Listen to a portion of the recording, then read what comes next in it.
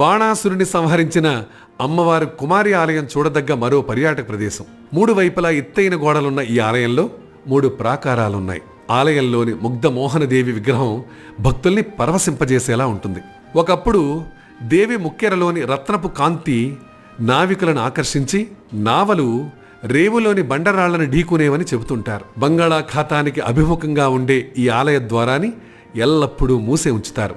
సంవత్సరంలో ఓ 4-5 సార్లు మాత్రమే ఉత్సవాల సందర్భంగా తెరుస్తారు. పురాణ కథనాల ప్రకారం కుమారి ఆలయంలో దేవతగా కొలువుబడుతున్న కన్యాదేవి పరమశివుణ్ణి వివాహం చేసుకునేందుకు సిద్ధపడిందట.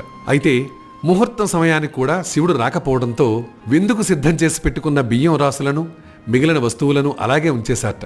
కాలక్రమంలో అవే చిన్న చిన్న రాళ్లుగా బండలుగా మారిపోయాయని స్థానికుల నమ్మకం. అందుకే ఇప్పటికీ కన్యాకుమారి సముద్రం ఒడ్డున బియ్యాన్ని పోలిన సన్నటి రాళ్లు కనిపిస్తుంటాయని చెబుతుంటారు.